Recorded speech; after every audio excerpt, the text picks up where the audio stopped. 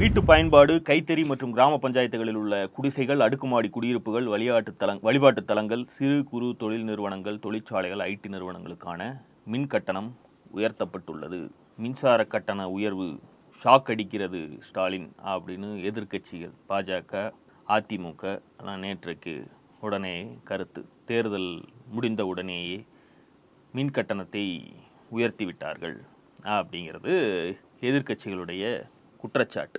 இதில் 3 ஆங்கிள் இருக்குது. ஒன்று அதிமுகவுடையது. அவர்கள் தான் கோணலாக இருந்தாலும் என்னோடதாக்குங்கிற மாதிரி தமிழ்நாட்டில் அவர்கள் தான் எதிர்க்கட்சியாக இருக்குது. கோணையாக இருந்தாலும் அதுக்கு தான் முதல்ல பதில் சொல்ல வேண்டிய தேவை இருக்கிறது. கடந்த வாரம் தான் அதானி நிலக்கரி ஊழல் அதிமுக ஆட்சியில் எப்படி நடந்தது, அதற்கு தமிழ்நாடு அரசு லஞ்ச ஒழிப்புத்துறைக்க நடவடிக்கை எடுப்பதற்காக உத்தரவிட்டிருக்கிறது அப்படிங்கிறத விலாவரியாக பார்த்தோம். அப்பெல்லாம் திறக்காத வாய் இங்கே இருக்கக்கூடிய ஊடகங்களும் அதிமுகவை இதில் குற்றஞ்சாட்டி எடப்பாடி பழனிசாமியுடைய கருத்து என்ன, அதானி நிலக்கரி கொள்முதல் ஊழல் நடவடிக்கை எடுக்கிறாங்களே அரசாங்கம், நீங்கள் இல்லைன்னாலும் உங்களுக்கு முன்னாடி இருந்த உங்கள் அம்மையார் இதை பண்ணியிருக்காங்களே, அதற்கு பிறகு நீங்கள் தானே அதுக்கு பொதுச் செயலாளர், உங்கள் ஆட்சி காலத்தில் நடந்த ஊழலை பற்றிய கருத்தை சொல்லுங்கன்னு யாருமே கேட்கல. இன்றைக்கு மின்கட்டண உயர்வு ஐயையோ ஷாக்கடிக்குது அப்படிங்கிறாங்கன்னா இவர்களுடைய வேலை என்ன? இதில்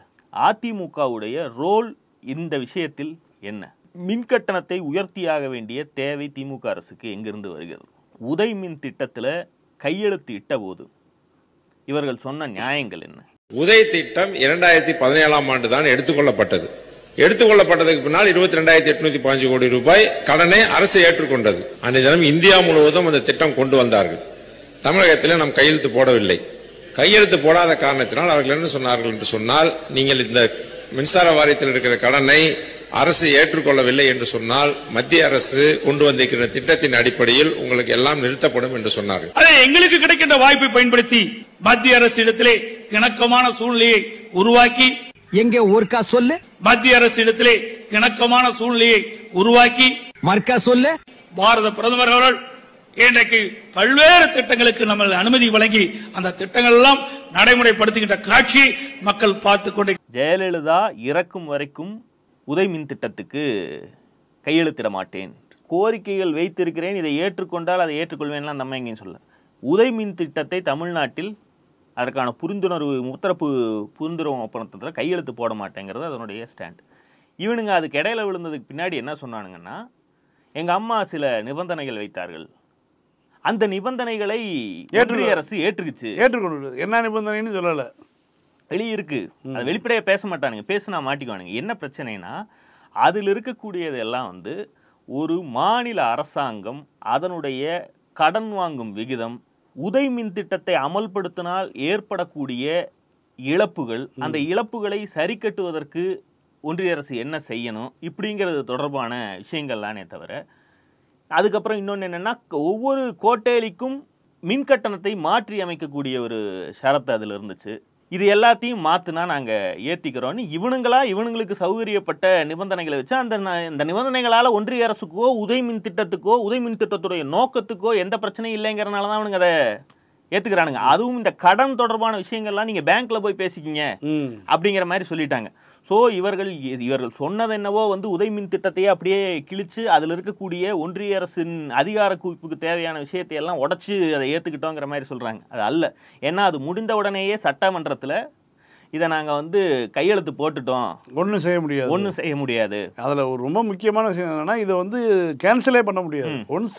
அதாவது அடிமையாக தன்னை வித்துக்கிற மாதிரி இல்லை. எம்ஓயு நீங்கள் முத்தரப்பு கையெழுத்து போட்டு இந்த டீலுக்கு ஒத்துக்கிறோம் அப்படின்னு நீங்கள் ஒத்துட்டு வந்ததோட நிற்காம சட்டமன்றத்தில் இந்த மாதிரியான விஷயங்கள், இதை விலையேற்றம்லாம் பண்ணுறோம், கட்டண உயர்வெல்லாம் நடக்குதுன்னா அதற்கு காரணம் நம்ம அந்த டீலில் சைன் பண்ணிட்டோம், இனி ஒன்றும் பண்ண முடியாது அப்படிங்கிறதான் பதிலாக சொன்னாங்க.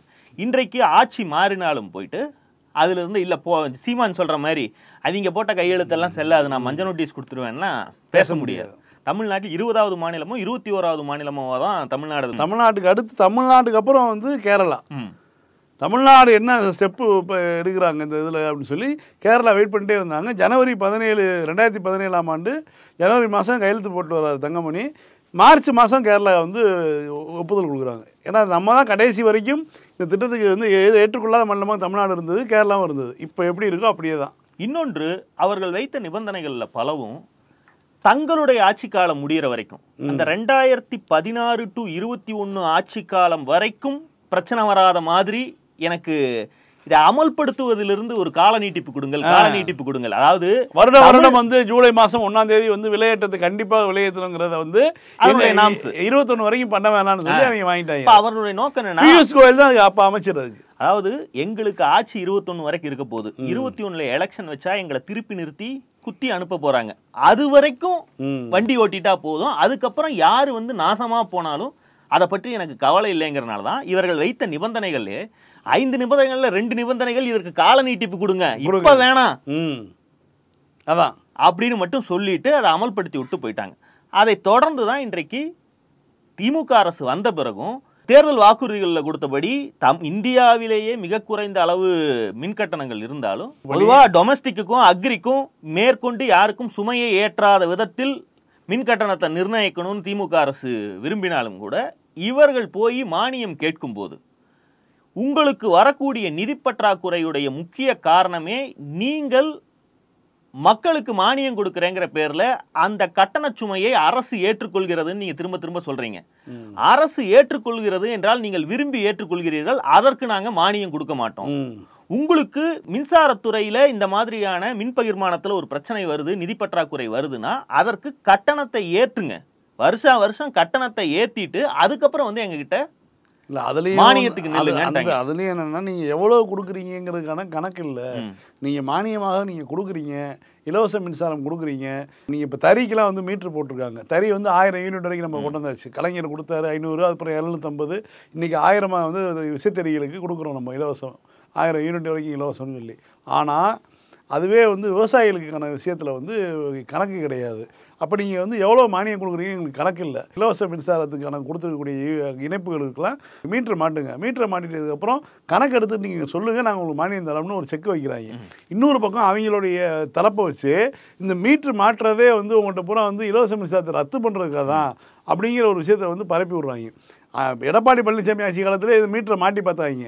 அதோடு அதுக்கப்புறம் இந்த ஒப்புதல் வந்து இல்லையோ 21 வரைக்கும் எந்த விதமான பிரச்சனையும் இல்லையோ அதை அப்படியே கைவிட்டு போயிட்டாங்க.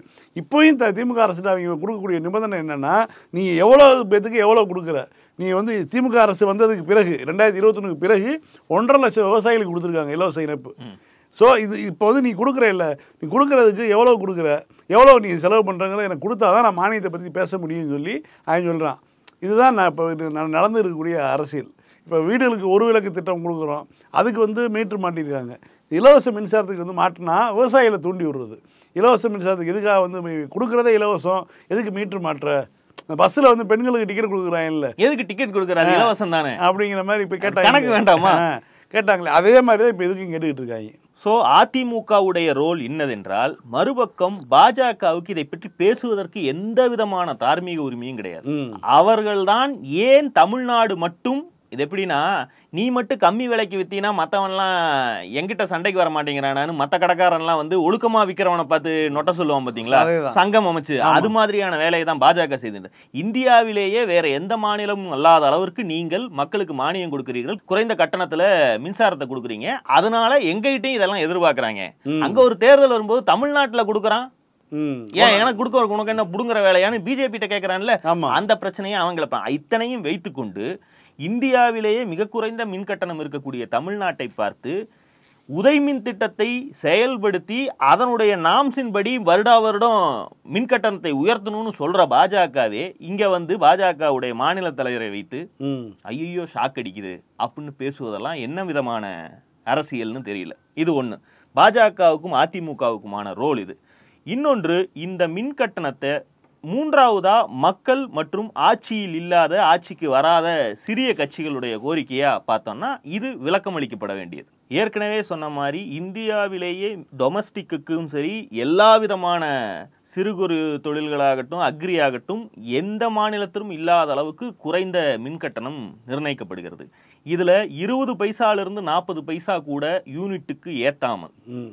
ஒரு நிர்வாகத்தை எப்படி நடத்த முடியும்? எல்லா காலத்திலும் அப்படியே அதை வைத்து கொண்டு இருக்க முடியாது. அதற்கு ஒரு கிராஜுவலான ஏற்றம். எல்லாருக்கும் சம்பளம் எப்படி ஏறுதோ, எப்படி எல்லா விலைவாசியும் ஏறுதோ, அதே போல தான் அதுவும். நிலக்கரி என்ன விலை ஏறாமலேவா இருக்க போது?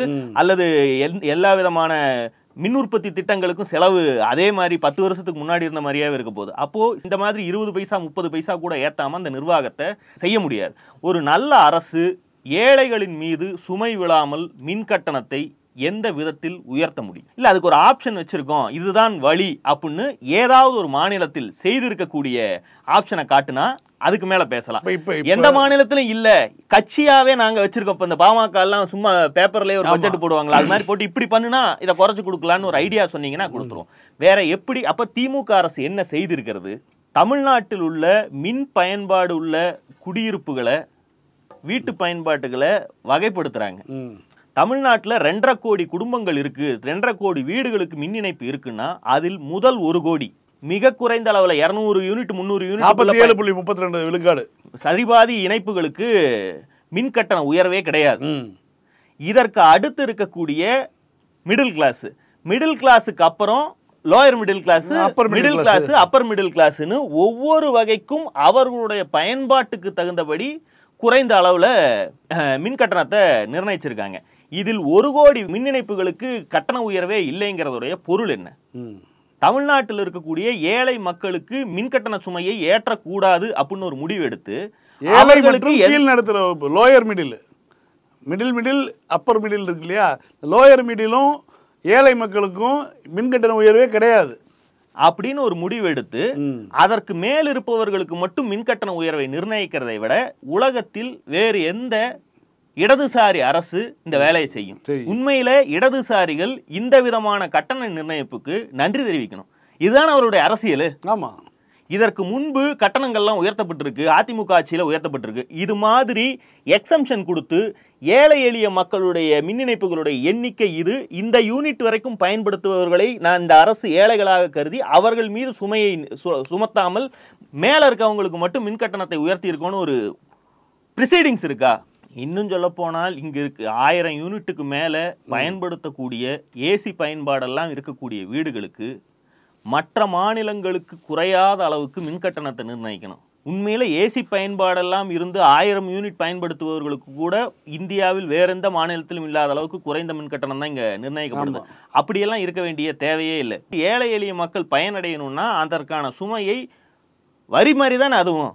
ஆமா, மோடி மாதிரி ஏழை கிட்ட வரிய போடு, கார்பரேட்டுக்கு தள்ளுபடி பண்ணுங்கிற அரசை விட்டுட்டு அதற்கு கேள்வி கேட்க துப்பு இல்லாம ஏழை எளிய மக்கள் மின் கட்டண சுமையை சுமக்க தேவையில்லை, அதற்கு வசதி உள்ளவர்கள் அவர்கள்கிட்ட இருக்கக்கூடிய வசதிக்கு ஏற்ப நீ பயன்படுத்தின யூனிட்டுக்கு ஏற்ப அந்த கட்டணத்தை சுமை அப்படின்னு சொல்லுவதுல என்ன தவறு இருக்கு? இல்லாட்டா நீ மாடியில ஒரு சோலார் பேனலை போடு. கேட்டான் பிஜேபி காரன் இப்படிதான் நாட்டின் நலனுக்காக ஜிஎஸ்டி கட்டுன்னு அப்படிலாம் சொல்லல, ஏழைகளை யாரையும் கட்ட சொல்லல, ஏழைகளையும் சேர்த்து தான் ஜிஎஸ்டி கட்ட சொன்னான். இங்க வந்து ஏழைகளை விட்டோம், நீ கட்டு அனுபவிக்கிறீல. ஏசி சில்லுன்னு இருந்துச்சா, அந்த கோபி சுதாகர் ரீல்ஸ்ல வரும்ல, பிக்கப் நல்லா இருந்துச்சா, ஜுர்னு போச்சு, அது ஜுர்னு போச்சுன்னா மைலேஜ் இழுத்துட்டு தாண்டா போகுங்கிற மாதிரிதான் இருக்கு. இதுக்கு மேல மின் கட்டணம் கம்மியா வரணும்னா ஜெயலலிதா ஆட்சி காலம் மாதிரி 10 மணி நேரம் மின்வெட்டை விட்டுட்டோம்னா நீ விரும்பினாலும் பில்லு வராத அளவுக்கு குறைச்சு விட்டுறலாம். நியாயமான பேச்சு. கரூரின் காளிங்கராயன் அதிமுக ஐடி விங்கு. ஓஹோ, கரூரின் காளிங்கராயன் அழுகவில்லை, பிச்சுக்கிட்டு ஓடவில்லை, கூப்பிட்டோன்னு வந்துட்டாரு. கூப்பிட்டோன்னு வரணும்னா கரூர்ல இருந்தே வர வேண்டியதானே, கேரளாங்கிற மாதிரி தான் இருக்கு. கேரளாவில் போய் தனிப்படை முன்னாள் அமைச்சர் விஜயபாஸ்கரை கைது செய்து கூட்டி வந்திருக்கிறது. எந்த திமுக அமைச்சராது இப்படி ரென்னவேவா இருந்திருக்காங்களா? இந்த ஆட்சி வந்த பிறகு முதல்ல ஓட ஆரம்பிச்சது ராஜேந்திர பாலாஜி. வாங்க பேசிட்டே போவோம்னு கூட்டிட்டு வந்தாங்க. ஆமா, என்ன அதாவது பக்கத்து மாநிலத்தில் போய் அவரும் கர்நாடகாவில் போய் மாட்டி கேவலப்பட்டு அசிங்கப்பட்டு வந்தார். இந்த ஆளும் பார்த்தீங்கன்னா வந்து ஒரு வழக்கில் மாட்டியாச்சு, அதுவும் சீட்டிங் கேஸு.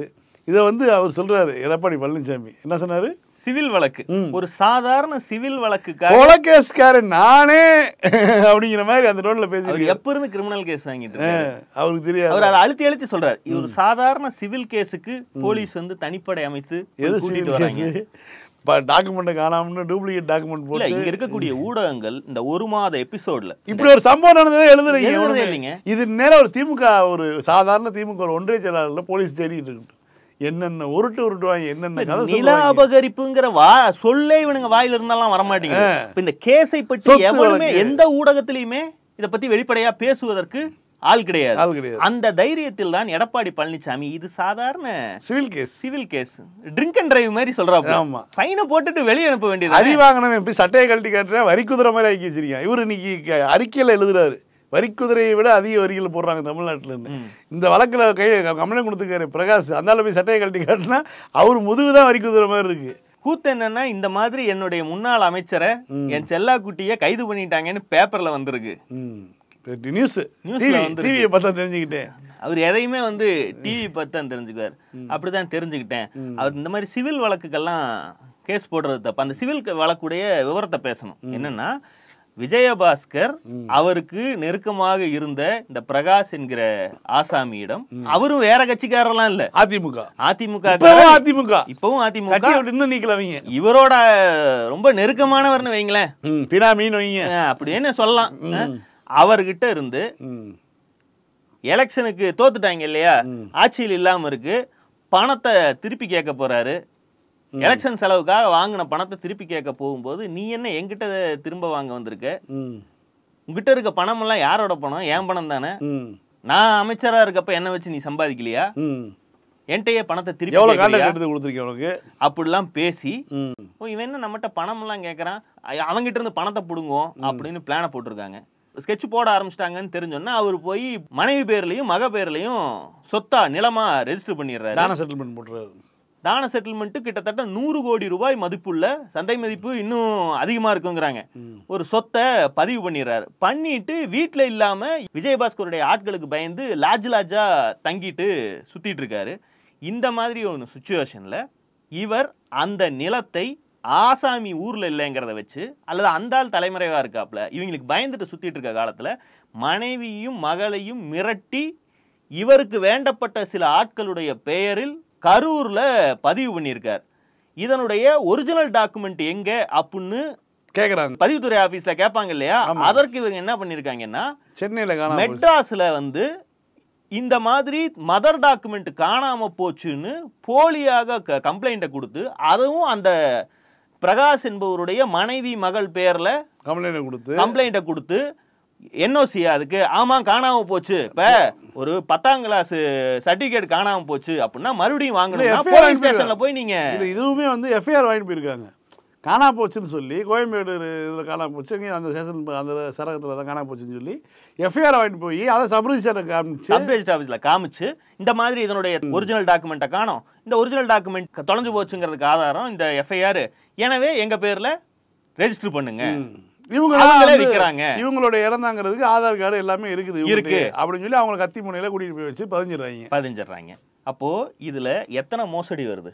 ஆம்பளை இல்லாத வீட்டுல இருந்து 2 பெண்களை மிரட்டி கடத்தல் கூட்டிட்டு அவர்கள் பேர்ல மெட்ராஸ்ல கம்ப்ளைண்ட் கொடுக்க வச்சு எஃப்ஐஆர் வாங்கி பத்திரம் காணாம போச்சுன்னு சொல்லி ஒரு போலியா அரசாங்கத்தை ஏமாத்தி ஒரு சர்டிபிகேட் வாங்கி, அந்த சர்டிபிகேட்டை வச்சு பதிவுத்துறையை ஏமாத்தி நிலத்தை கிரயம் பண்ணிருக்கீங்க. ஒரிஜினல் ஓனரு தொலையாத அந்த பத்திரத்தோட நின்னா அதனுடைய பொருள் என்ன? இத எடப்பாடி பழனிசாமி சொல்றாரு, சாதாரண சிவில் கேஸ், எனது ராஜ்யத்தில் இது சிவில் கேஸ் அப்படிங்கிறாரு. கொடநாடே பார்த்துட்டு இருந்தவர்ல அவருக்கு இதெல்லாம் சிவில் கேஸ் தான். ஏங்க ஒருத்தனை கொள்ளையடிக்க விடுறது, கொள்ளையடிச்சு பிளான் போட விடுறது, கொள்ளையடிச்சு உள்ள போய் கொள்ளையடிச்சிட்டு வந்தவனை அவங்க என்னென்ன டாக்குமெண்ட் எடுக்க சொன்னாங்களோ எல்லாத்தையும் எடுத்ததுக்கப்புறம் ஏவெல்லாம் கொள்ளையில் பங்கு பெற்றானோ அவனை பூரா ஒவ்வொருத்தனா போடுறது, இதுங்கிறது இந்த மாதிரியான விஷயம்லாம் பார்த்துட்டு வந்தவங்களுக்கு இது சிவில் கேஸாக தான் இருக்கும். எடப்பாடி பழனிசாமியுடைய இந்த இடைப்பட்ட இந்த 4 வருடத்துல எத்தனை விஷயங்களை மக்கள் மனதிலிருந்து இந்த ஊடகங்கள் மறைச்சிருக்குன்னு பாருங்க. அதாவது தேர்தல் அரசியல்ல தோல்வி என்பது அதோட அவர்களுடைய செய்த குற்றங்கள் அத்தனையும் அதோட சுத்தமாக்கப்படுது. தூத்துக்குடி படுகொலைகளுக்கு எடப்பாடி பழனிசாமி தானே முழு பொறுப்பு. ஆமா, அத்தனை பேரை சுட்டு கொண்டாங்கன்னா போலீஸ் துறையுடைய அமைச்சர் அவருக்கு அந்த தேர்தல் தோல்வி மட்டுமே அதுல இருந்து அவரு விளைவிக்கலாம். இன்றைக்கும் ஊடகங்கள் என்ன கேக்குது, நீதிமன்றங்கள் என்ன கேக்குதுன்னா அதுல இருக்கக்கூடிய ஐபிஎஸ் அதிகாரிகள் மீதான நடவடிக்கை என்னன்னு கேக்குறாங்க. ஆனா உண்மையில ஐபிஎஸ் அதிகாரிகளுக்கு உத்தரவிட்டது யாரு? இவர் அதுல இருந்து நைசா கலண்டரா இருப்பாருங்க. எல்லா குற்றங்களும் இப்படிதான் பாக்குது. கொடநாடு கொலை வழக்காகட்டும், அத்தனையிலிருந்தும் ஒரு தேர்தல் தோல்வி முடிஞ்சது. அதற்கப்புறம் இன்றைக்கு இருக்கக்கூடிய பல்வேறு இயக்கங்கள்லாம் எடப்பாடியின் கரத்தை வலுப்படுத்தி மீண்டும் அவருக்கு ஆட்சியை எப்படி கொண்டு வந்து கொடுக்கலாம், இதே இடத்தில் எடப்பாடி இருந்திருந்தால் அப்படின்னு ரைட் அப் போடுவதற்கு வெறும் 3-4 வருடங்களே அவங்களுக்கு போதுமா இருக்கு. அதனாலதான் அவரால் இந்த வேலையெல்லாம் பார்க்க முடியுது. இந்த வழக்குக்கு ஜாமீன் கேட்டுட்டு இவர் தலைமறைவா இருந்துட்டு கோர்ட்டுகள்ல ஜாமீன் கேட்டு தெரிஞ்சார். ஜாமீன் மறுக்கப்பட்டதுக்கு பிறகுதான் தனிப்படை அமைச்சு கைது பண்ணி கூட்டிட்டு வந்திருக்காங்க. இதற்கு 2வது ஹியரிங் வந்தப்போ உள்ளுக்குள்ள இருக்கக்கூடிய ஒரு வக்கீலு, அதிமுக வக்கீலு ஹரிபடத்துல வர மாதிரி போன போட்டு லைவ்ல போட்டு அதை கண்டுபிடிச்சிட்டாங்க. கண்டுபிடிச்சு அவனை பிடிச்சி ரிமாண்ட் பண்ணாங்க. இத்தனை அதாவது பரவாயில்ல. அதுக்கு அடுத்து வந்து ஒரு அப்பீல் போனாப்புல. அப்பீல் போகும்போது எங்க அப்பாவுக்கு வந்து ஆபரேஷனு, அவர் ராமச்சந்திராவில் அட்மிட் ஆயிருக்காரு, தலையில அவருக்கு அர்ஜென்ட்டா ஆப்ரேஷன் பண்ணணும், நான் கூட இருந்து ஒரு மகனாக நான் வந்து என்னுடைய கடமையை செய்யணும், அதனால வந்து எனக்கு ஜாமீன் கொடுங்கன்னு சொல்லி இந்த டாக்டர் லெட்டர் வச்சுக்கன்னு சொல்லி கொடுத்துருக்காரு. அந்த டாக்டருக்கு யார் என்ன எழுதிருக்காருன்னு பார்த்தா கார்டியாலஜிஸ்ட், அதாவது இதய நோய்க்கு பார்க்குறவர், தலையில் எப்படி ஆப்ரேஷன் பண்ணுறது, அதுக்கு வந்து இவர் ஏன் கூட இருந்து எவ்வளோ நல்லா ஹெல்ப்ஃபுல்லாக இருக்குன்னு சொல்லி அவர் லெட்டர் எழுதியிருக்காரு. இதை பார்த்த உடனே ஜாமீன் கிடையாது, ஓடிடுன்ட்டாங்க. அதனால தான் இன்னைக்கு வரைக்கும் ஜாமீன் கிடைக்காம சுற்றுறது. நீங்க இதெல்லாம் விடுங்க, இப்ப அரெஸ்ட் பண்ணிட்டாங்கல்ல, இதற்கு பிறகு நீதிமன்றங்கள் வந்து என்னென்ன டிசைனான கருத்துக்கள் ரிமாண்ட் பண்ணதா இல்லையான்னு தெரியல, என்னென்னலாம் பேசுவாங்க, என்னென்ன பண்ண போறாங்கன்னு தெரியல. இதுனா இவர் சிவில் கேஸ்ன்னு சொன்னார்ல, இது பண்ண தேச பாதுகாப்புக்கு குந்தகம் விளைவிக்கிற கேஸா? இதுக்கு எதுக்கு மாநிலம் விட்டு மாநிலம் எல்லை தாண்டி போய் எல்லாம் கைது பண்ணணும்? பார்த்தா பால் வெடிகிற முகமா இருக்காரு, குழந்தை பிள்ளையா இருக்காரு, இவரை தூக்கி உள்ள வச்சீங்கன்னா பயந்துட மாட்டாரா? என்னென்ன கேள்வி கேட்க போறாங்க. சவுக்கோட ஒரிஜினல் ஓனர் வேற, கஞ்சா சவுக்கோட ஒரிஜினல் ஓனர், 2 பேரையும் ஒன்னா வைக்கணும் நியாயத்துக்கு. உள்ள உட்காந்து பேச்சு துணைக்காவது ஆகும். நேற்றைக்கு சமூக வலைதளங்களில் புண்டாங் அப்படின்னு ஒரு பையன், பேர் 5 years என்னவோ, அந்த பையன் வந்து ஸ்டாண்டப் காமெடி செய்ய போகிறான். ஒரு ஸ்டாண்டப் காமெடி நிகழ்ச்சியில் பெரியார் மணியம்மையார் பற்றி ஒரு டேங்க் ஜோக்கை ஒன்றை சொல்லி செருப்படி வாங்கிட்டு கிடந்தா. அப்படி ஓகே, நீங்க எப்படி சார் எப்படி மீட் பண்ணீங்க? சாதி டாட்காம்ல மீட் பண்ணீங்க. என்ன பிடிச்சது மேடம் மேல? நாடார் மேட்ரிமோனி அந்த மாதிரி அதெல்லாம் இல்ல. ஓகே சார், என்ன சார் சொந்த பிள்ளையா சார் கல்யாணம் பண்ணிக்க முடியும்? எல்லாம் ஜோக்குக்கு. இதை நான் ரிலீஸ் பண்ண மாட்டேன், இதை ரிலீஸ் பண்ண மாட்டேன், சில் பண்ணுங்க, நமக்குள்ள இருக்கட்டும். வெளியே போய் சொன்னீங்கன்னு வைங்களேன். அப்புறம் அவரு விளக்கம் கொடுக்குறேன், உங்களுக்கு டேங்க் சொசைட்டியை பத்தி எல்லாம் புரிய மாட்டேங்குது, உங்களுக்கு ஜோக்க ஏத்துக்கிற பக்குவம் இல்லை அப்படியா அப்படின்னு கேட்டா டேங்க் இப்படி ஒரு சீரியஸா பேசி விளக்கம் கொடுத்துருந்தேன் இல்லையா, சொன்னோம்னா அதான் டேங்க். அதான் டேங்க், அது உங்களுக்கு புரிய மாட்டேங்குது அப்படிங்கிற மாதிரி விளக்கங்கள்லாம் தெரியும் அப்படின்னு சொன்னோம்னா டேங்க். அதெல்லாம் எல்லாமே பண்றாங்க. இப்ப என்னன்னா இவனை என்ன செய்யறது அப்படின்னு ஒரு கேள்வி இருக்கு. திரும்ப திரும்ப அடிக்கிறாங்க. அவனுக்கு என்ன சொல்றது, மேடைகள்ல பேசுவதற்கு பயம் இருக்கும், அடுத்து ஏதோ ப்ரோக்ராம் ஏதோ வச்சிருப்பான் போல் இருக்கு, அங்க இருக்கக்கூடிய இடம் கொடுக்குறாங்கல்ல, அவங்க எல்லாம் அச்சப்பட ஆரம்பிச்சுட்டாங்க. இவன் இந்த அளவுக்கெல்லாம், ஏன்னா பெரியாரை வைத்து டேங்க் செய்யும் அளவுக்கு. பெரியார் எவ்வளவு பெரிய டேங்க்ஸ்டர் தெரியுமா உனக்கு? நம்ம ஆட்களுக்கு இதுல இருந்து என்ன சொல்லணும்னா, ரொம்ப தொட்டாச்சினிங்கியாவும் நம்மளும் இருக்கக்கூடாது. அவன் ஒரு முட்டாளா இருக்க போய் தான் இந்த வியாபாரத்தை பார்த்துட்டு இருக்கான். இந்த முட்டாளுக்கு மூளைக்குள்ள இது டேங்க் காமெடியாக எப்படி போய் சேர்ந்துருச்சு? ஏன்னா கடந்த காலங்கள்ல இப்படி ஒரு ஆபாசமான ஒரு கதையை, ஒரு நாடறிந்த தலைவரை பத்தி இப்படி பேசணும் அப்படின்னு யாருக்கும் தோணாது. பள்ளிக்கூடங்கள்ல விவேகானந்தர் எப்படி செத்தார் தெரியுமா அப்படின்னு கதைகள்லாம் சுத்தும்ல, அப்படியெல்லாம் எந்த காலத்திலையும் பெரியாரை பற்றியெல்லாம் தமிழ்நாட்டில் சுத்தி கொண்டிருந்த வரலாறு கிடையாது. அப்படி இருக்கும்போது இவன் மூளைக்குள்ள இத ஒரு டேங்க் காமெடியா பண்ணலாம். அவன் என்ன சொல்றான்னா, தொடக்கூடாத இடத்தை தொடுவது, அதான் டேங்க் சொல்லி அதை வந்து ஃப்ரீஸ் பண்ண வச்சு ஒரு சிரிக்க வச்சுட்டு, இந்த இடம் வந்து பொது வெளியில அரசியல்வாதிகள் சங்கிகளே வந்து அவ்வளவாக தொட தயங்குகிற ஒரு மேட்டர். அண்ணாமலை இதை பேச சொல்லுங்களேன், பேச மாட்டான். ஆனா அல்ல கைகளை வைத்து அவர்களுக்குள்ள பேசி சோசியல் மீடியால ரிப்ளை போடும் போதெல்லாம் பெரியார நோண்டணும்னு வந்தா இதை கொண்டு வந்து வைப்பானுங்க. இதற்கு எதிரில் பிரம்மாவுக்கு எப்படி புராணம் சொல்லுது அப்படின்னு எதிர்த்தரப்புல இருந்து வைப்பாங்க. இது தொடர்ச்சியா நடக்கக்கூடியதான். இதை ஒரு ஸ்டாண்ட் அப் காமெடியினாக இந்த டேங்கை தொட்டு பார்ப்பது என்பது இன்றைக்கு பிரச்சனையாயிருக்கிறது. இந்த முட்டாளுடைய மூளைக்குள் இது எப்படி போய் சேர்ந்தது? இங்கே சீமானோ நாம் தமிழர் ஜோம்பிகளோ சங்கிகளோ கடந்த 10 ஆண்டுகளாக திட்டமிட்டு பரப்பிதான இது அவன் மூளைக்குள்ள போயிருக்கு. இதற்கு முன்பு இல்லையே, ஒரு 10 ஆண்டுகள் 20 ஆண்டுகளுக்கு முன்பு இப்படியெல்லாம் டேங்க் பண்ணணுங்கிற ஒரு கான்செப்டே கிடையாது.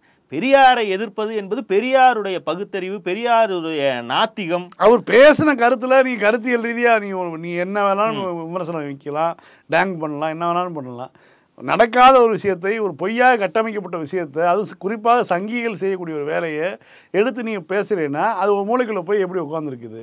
இதை தான் பேசணும். அதாவது இவன் பேசிட்டான், இவனுடைய மதப்பின்னணி என்ன, இவனுடைய பொலிட்டிக்கல் சாய்வு என்ன, அதெல்லாம் ரெண்டாவது. முதல்ல இவன் பெரியாரை இதன் மூலமாக இழிவுபடுத்திட்டான் அப்படின்னு பார்ப்பதை விட ஒரு அடல்ட்டான ஒரு அரசியல் மயப்படுத்தப்பட்ட ஒரு பெண்ணை கேவலப்படுத்தான். அதாவது மணியம்மையாருங்கிறவங்க 42-43 வாக்கிலேயே தீகாவில் வந்து இணைந்துடுறாங்க. அவங்க அப்பா நீதி கட்சியில இருந்தவர். கிட்டத்தட்ட 26-27 வயதில் தீகாவில் இணைந்த ஒரு பெண் அதற்கு பிறகு தீகாவில் பெரியாருடன் 5 வருடம் அரசியல் இருந்த பிறகு தன்னுடைய 31வது வயதில் பெரியாரை திருமணம் செஞ்சுக்கிறாங்க. 31 வயதான குறைந்தது 10 ஆண்டுகள் அரசியல் கட்சிகளோட பயணிக்கக்கூடிய அரசியல் குடும்பத்திலிருந்து வந்த ஒரு பெண்ணை ஏதோ புராணத்துல வர மாதிரி ஒரு பெரிய அரக்கனை அப்டேட் பண்ணிட்டு போன மாதிரி பேசுறது இருக்கு பாத்தீங்களா? அவர்களுக்கு எதுவுமே தெரியாது. இந்த திருமணத்தில் மனமொத்து 2 பேர் செய்து கொண்ட அந்த திருமணத்துல மணியம்மையாருக்கு எந்த ரோலுமே இல்லைன்னு ஒரு டாங்ஸ்டர் பேசுறாங்க பாத்தீங்களா? இது ஒரு பிரச்சனைக்குரியது. பெரியார் வந்து உடைக்கப்படாத, தொடவே விடக்கூடாத ஒரு புனிதப்படுத்தப்பட்ட ஒரு பிம்பமா வைப்பதில் யாருக்குமே உடன்பாடு இல்லை. அவருக்கே கிடையாது. அது நீங்க அவர் வந்து வாழும் காலத்திலேயே ரியலாக செருப்படி வாங்கி இருக்கிறார். செருப்பை தூக்கி அவர் மீது வீசி இருக்கிறார்கள், மலத்தை வீசி இருக்கிறார்கள். இத்தனையும் வாங்கிட்டு தான் அவர் அரசியல் பண்ணார். சோ அவரை இழிவுபடுத்துவது, ஒரு பொது வாழ்க்கைக்கு வந்த ஒரு நபரை அவர் அடுத்தவனை போட்டு அடிக்காத அடி இல்லை, அதை அடிக்கும் போதே அடுத்தவன் எதை தூக்கி நம் மீது வீசுவதற்கான சுதந்திரத்தையும் நம்ம அவனுக்கு கொடுத்துறோம் தான் அர்த்தம். ஸோ அவர் இறந்து இத்தனை ஆண்டுகள் ஆனதற்கு பிறகு அவரை ஒரு புனித பிம்பமா வைத்து யாரும் தொடக்கூடாதுன்னு கூண்டு கட்டி வைப்பது நோக்கம் அல்ல. நீ என்ன வேணாலும் பேசு, ஆனா அதுக்குள்ள நீ ஒரு புத்திசாலின்னு நினைச்சு நான் பண்ற டேங்க் வந்து உங்களுக்கு எல்லாம் புரியல அப்படின்னு உருட்டுற பத்தியா? நீ ஒன்று பேசிக்கா ஒன்று புரிஞ்சுக்கணும். என்னன்னா அவர் வந்து ஒரு வயதில் முதிர்ந்த நபரா ஒரு பச்சை குழந்தையை கொண்டு போய் அவர் கல்யாணம் பண்ணிக்கல. அவர் திருமணம் செய்து கொண்ட பெண் மனமுத்து அவரை திருமணம் செய்துட்டாங்க. நடக்கும் போது அந்த அம்மாவுக்கு வயது 31. அதற்கு முன்பு 10 ஆண்டுகளாக அவர்கள் அரசியல் இருக்கிறார்கள். அப்படிப்பட்ட ஒரு பெண்ணை நீ வந்து அவங்கள வச்சுட்டு தான் நீ இந்த டேங்க் ஜோக்க நீ பண்றங்கிறது நீ புரிஞ்சுட்டு மறுபடியும் நீ அவங்கள டேங்க் பண்றனா கூட பண்ணு. ஆனா இந்த இளவே தெரியாம நீ ரொம்ப உச்சத்தில் இருப்பது போலவும் உன்னை திட்டவங்களுக்கெல்லாம் அறிவில்லைங்கிற மாதிரியான ஒரு டோன் எடுக்காத. குறிப்பா நம்ம ஆட்களை பொறுத்த வரைக்கும் முற்போக்கு அரசியல் பேசுவோருக்கு உதிரிகளின் மீதான சகிப்புத்தன்மை ரொம்ப முக்கியம். இவன் வந்து ஒரு தனிப்பட்ட மனிதன். இவனுக்கு பின்னாடி ஒரு அரசியல் இருந்து அவன் அரசியலால இன்ஃப்ளூயன்ஸ் பண்ணப்பட்டிருக்கலாம். அவன் ஒரு கட்சி சார்பானவன் அல்ல. எந்த கட்சியும் சொல்லி அவன் அதை செய்ததாக இதை பார்க்க முடியாது.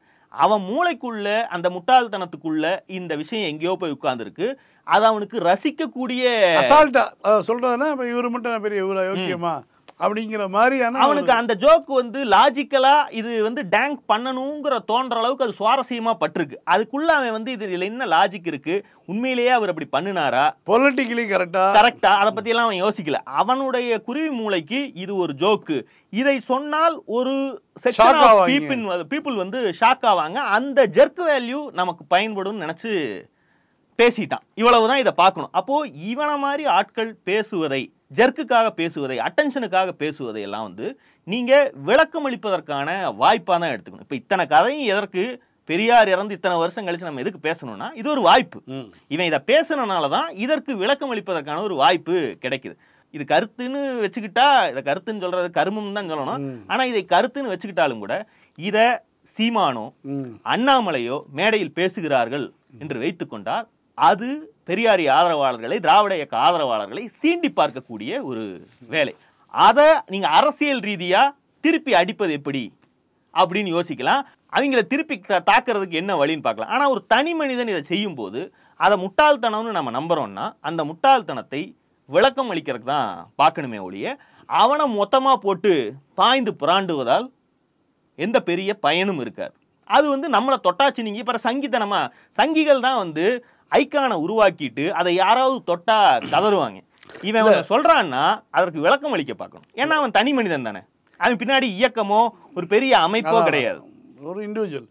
இல்லை, இதுல பெரியாருடைய அந்த எத்திக் இருக்கு இல்லையா, அது ஒரு பொயட்டிக் எத்திக் தான். ஒரு திமுகவில் ஒரு பெரிய பிரியுது எதிர்கால ஒரு காரணம்னா இந்த திருமணம் தான் ஒரு காரணமாக இருந்தது. இதுவும் இந்த ஒரு ராஜாஜியினுடைய பேச்சை கேட்டு திருமணம் செய்கிறாரு. அதாவது வழக்கறிஞராக ராஜாஜி வந்து ஒரு ஐடியா கொடுக்குறாரு. நீ வந்து சொத்துக்களை பூரா அரசு எடுத்துக்க போகுது, நீ சம்பாரித்து இயக்கத்துக்கு போட்டு வச்சதெல்லாம், அப்போ உனக்கு வாரிசு இல்லாத சொத்துக்கள் பூரா அரசுக்கு போகுங்கிற மாதிரி சட்டங்கள் வரப்போகுது, அதனால் நீ திருமணம் பண்ணிக்கன்னு சொல்லி ஒரு ஏற்பாடை வந்து பண்ணிக்கன்னு சொல்லி ராஜாஜி சொல்கிறாரு. அதை கேட்டுட்டு தான் அவர் பண்ணுறாரு அப்படின்னு சொல்லிட்டு தான் வந்து அண்ணா உள்ளிட்ட எல்லோரும் வந்து அந்த அது ஒரு பெரிய பிரிவுக்கான காரணமாக இருக்குதுன்னு வச்சுங்க. அதன் பிறகு வந்து திமுக ஆட்சியை பிடித்து பெரியாரை போய் சந்திக்கும் வரைக்கும் வந்து 18 ஆண்டு காலம் வந்து கடுமையான விமர்சனங்கள் இரு தரப்புக்கும் இருந்தது. ஆனால் தொடர்ந்து திமுக காரங்க போட்டு அடிக்கிறாங்க. இந்த மணியம்மை இதே பிரச்சனையை வந்து காரணமாக வைக்கிறாங்க. இந்த மாதிரி வந்து திருமணம் தேவையா, எப்படியோ நீங்கள் சொத்துக்களை பாதுகாத்துருக்கலாம் அப்படின்னு சொல்லிட்டு விமர்சனங்களை வைக்கிறாங்க. ஒரு பாப்பான் பேச்சை கேட்டு தான் வந்து நாசமாக போயிட்டாரு. பாப்பானை பற்றி நீங்கள் இவ்வளோ தூரம் பேசுகிறீங்க, அவங்களுடைய ஆதிக்கத்தை பேசுகிறீங்க, அவங்க வஞ்சகத்தை பற்றி பேசுகிறீங்க, ஆனால் வந்து அவர் பேச்சை கேட்டு தான் வீணாக போயிட்டாருன்னு சொல்லி திமுக அந்த அடி அடிக்குது. ஆனால் ராஜாஜி தான் வந்து கட்டிக்க சொன்னார்னு சொல்ல விஷயம் இருக்கு இல்லையா, அதை பெரியார் வந்து அந்த பேச்சே எடுக்கலை. பெரியார் இறந்ததுக்கு பிறகு 30 ஆண்டுகள் கழித்து ஆசிரியருக்கு வீரமணி வந்து பெரியாருடைய கடிதங்கள் அவருக்கு வந்து கடிதங்களை வந்து வெளியிடுறாரு. 30 ஆண்டுகள் கழிச்சு அந்த ரகசியங்கள் வரும் இல்லையா, அதில் வந்து ராஜாஜி எழுதிய கடிதமும் வெளியிட்டாரு. ராஜாஜி என்ன எழுதியிருக்காருன்னா திருமணம் பண்ண வேணாம்னு எழுதியிருக்காரு. இந்த விஷயத்த அவ்வளவு அடி தான் வளர்த்த பிள்ளையிட்ட அடி வாங்குறாரு. ஆனாலும் கூட அந்த விஷயத்த வெளியிலே சொல்லலை அந்த மனுஷன். அப்படி ஒரு நபர் தான் அவர். பெரியார் என்பவர் தனி மனித சுதந்திரம் வெர்சஸ் இயக்க எதிர்காலம் அப்படின்னு தான் இந்த விவகாரத்தை அணுகினார். பெரியார் பார்த்தது தனி மனித சுதந்திரம்ங்கிறது எல்லாவற்றையும் விட உயர்ந்தது. சொல்லுவாங்களே, personal liberty is paramount essential for dignity and human ஹாப்பினஸ்ன்னு, அது மாதிரி அவர் அதை பார்த்தார். இது தனி மனித சுதந்திரத்துக்கு பிறகுதான் இயக்க அரசியல், அதற்கான காரணங்கள்லாம் அவர் போவார். அன்றைக்கு அதிகாரத்தை நோக்கி திராவிட இயக்கம் நகர வேண்டாம் என்பது பெரியாருடைய கொள்கை. அதற்குள்ளேயே அவருடைய தளபதிகளாக இருக்கக்கூடிய அண்ணா உள்ளிட்டோருக்கு அதிகாரத்தை அடைவதற்கு சரியான தருணம் இதுதான், இதிலிருந்து லேட் பண்ண கூடாது. ஏன்னா இந்தியா சுதந்திரம் அடைஞ்சிருச்சு. அப்போ இங்கிருந்து எலெக்ஷனை நோக்கி போகணும், மக்களை வெல்லணும். இதற்கு முன்பு வரைக்கும் ஒரு சின்ன கூட்டத்துல மிக கடுமையான கருத்துக்களை எல்லாம் கூட திராவிட நாட்டை கோரி பெரியாரால் பேச முடியும். மக்களுடைய செல்வாக்கை நோக்கி போகும்போது இது மாதிரி அன்னைக்கு ஒரு ஃபியூடல் செட்டப்ல இருந்து உடையாத ஒரு சமூகம், ஒரு 70-80 வயது பெரியவர் ஒருவர் 31 வயது பெண்ணை திருமணம் செய்கிறார் அப்படிங்கும்போது அவரை அரசியல் ஆசானாக கொண்ட அந்த ஒட்டுமொத்த இயக்கமும் அதற்கான பொதுமக்களுக்கான முற்போக்காளர்கள் அதை என்னவா பாக்குறாங்கிற ரெண்டாவது, சாதாரண மக்கள் வந்து அதை எப்படி எதிர்கொள்வார்கள்ங்கிற அச்சம், அரசியல் எதிர்காலத்தை பற்றி பிரதானமாக சிந்தித்த அண்ணா உள்ளிட்டோருக்கு வந்தது அன்றைக்கு. அது இயல்பானது. அதனாலதான் அந்த 18 ஆண்டு காலமும் இது செய்யறீங்கன்னா உங்களை எங்க கிட்ட இருந்து டிசோன் பண்ணிக்கிட்டாதான் இந்த பழியிலிருந்து நாங்கள் தப்பி வாக்கு கேட்க முடியுங்கிற ஒரு இடத்துக்கு அவர்கள் போகிறார்கள். இன்னைக்கு நாம திரும்பி இதை யோசித்தால் பெரியார் தன்னுடைய கொள்கைக்கு விரோதமாக எதையுமே செய்யவில்லை. இத்தனை எதிர்ப்புகள் சொன்ன மாதிரி சொந்த பசங்க கிட்ட அடி வாங்கினாலும் கூட, நான் ஒரு அடல்ட், அவ ஒரு அடல்ட், நாங்க 2 பேரும் திருமணம் செய்துக்கிறோம், இந்த திருமணத்தால கட்சிக்கான சொத்து, அது கட்சியால உருவாக்கப்பட்ட சொத்து இல்ல, ஒரு தனி மனிதன் தமிழ்நாடு முழுக்க, இந்தியா முழுக்க, உலகம் முழுக்க வாழ்நாள் எல்லாம் சுத்தி தன்னுடைய சொந்த பரம்பரை சொத்தையும் சேர்த்து அத்தனையும் சேர்த்து உருவாக்கின ஒரு, அதை நிறுவனமயப்படுத்தணும். இன்றைக்கு வரைக்கும் பெரியார் மணியம்மை யூனிவர்சிட்டியிலிருந்து எத்தனை சொத்துக்களாக அது எவ்வளவு பேருக்கு பயன்பட்டு இருக்கு, அதையெல்லாம் யோசித்து தான் அவர் அதை பண்றார். அன்னைக்கு அடுத்தவன் என்ன நினைப்பான், ஓட்டர் என்ன நினைப்பான், இந்த காரணத்துக்காக அவன் ஓட்டு போடலினா அவன் ஓட்டு மசுருக்கு சமம்டான்னு நினைத்து அவர் அதை செய்தார்னா தன்னுடைய கொள்கைக்கு விரோதமா அந்த திருமணத்தை அவர் செய்யல. இன்னைக்கு திரும்பி யோசிச்சு பாத்தீங்கன்னா, அதுக்கப்புறம் திமுக வெளியே வந்தது, திமுக ஆட்சியை பிடிச்சது, இன்னைக்கு வரைக்கும் இருக்குங்கிறலாம் ரெண்டாவது. ஆனால் அன்னைக்கு இவர்களுக்காக அவர் முடிவெடுக்கல, அடுத்தவன் என்ன சொல்லுவான்னு நினைச்சு பண்ணல, தனக்கு என்ன தோணுது, நாம் வாழுகிற, நாம் பேசிய, நாம் போதித்த எந்த விஷயத்தில் இருந்தாவது விலகி இதை நாம் செய்யறோமா? கிடையாது. அந்த பசங்க அதை விமர்சனமா வைக்கிறாங்களா? கிடையாது. அந்த பசங்களும் என்ன சொல்றாங்கன்னா, நீங்க இப்படி பண்ணுனீங்கன்னா எங்களுக்கு எப்படி ஓட்டு வரும், இது மக்கள் மத்தியில என்னவா பார்க்கப்படும் தான் கேட்கறாங்களே தெரியா. அவர்களுக்கும் இந்த திருமணத்தை இவனுங்கெல்லாம் சொல்ற மாதிரி மகளை கல்யாணம் பண்ணிட்டாரு அப்படிங்கிற அப்படியான விமர்சனம் எல்லாம் எந்த காலத்திலுமே இல்லை. இதுதான் அந்த வரலாறு. இன்னைக்கு இத்தனையும் சேர்த்து தான் அவர்களை பார்க்க வேண்டி இருக்கிறது. இன்றைக்கும் பெரியாரை நோண்ட சங்கிகளால் அதிகபட்சம் புள்ளைய கட்டினாரு அப்படிங்கிற இந்த ஓலாவை தான் எடுத்து வைக்க முடியுதே தவிர, இதுக்கு ஒண்ணுக்கு தானே மறுபக்கத்துல இருந்தும் டென்ஷன் ஆவாங்க, ப்ரோவோக் பண்றது, கோபம் வரும்ல. எப்பேற்பட்ட கோபம் வராத ஒரு ஆசாமியும் போய் தான் வரும். இதை தான் அவங்க ட்ரை பண்றாங்க. இதனுடைய மறுபக்கம் என்னன்னா, சங்கிகளாலும் கூட உடைக்க முடியாத ஒரு பெருஞ்சுவரை அதை பார்த்து பார்த்து இதை என்ன நம்மளால கிராக்கே பண்ண முடியலையேன்னு கடைசியில் அது மேல துப்பிட்டு போவாங்கல்ல, அப்படியான ஒரு நிகழ்வா தான் இதை பார்க்கணுமே தவிர, இதை அதற்கு மேல மூளைக்குள்ள எடுத்துக்கிட்டு டென்ஷன் ஆவதற்கு ஒன்றுமில்லை. குறிப்பா இதுவான உதிரிகளை இடதுகையால் புறந்தள்ளிட்டு போக வேண்டியது. நாளை சந்திப்போம். லைக் பண்ணுங்க, ஷேர் பண்ணுங்க, சப்ஸ்கிரைப் பண்ணுங்க, கமெண்ட் பண்ணுங்க. பாய். பாலிடிக்ஸ் பேசுறோம். பாலிடிக்ஸ்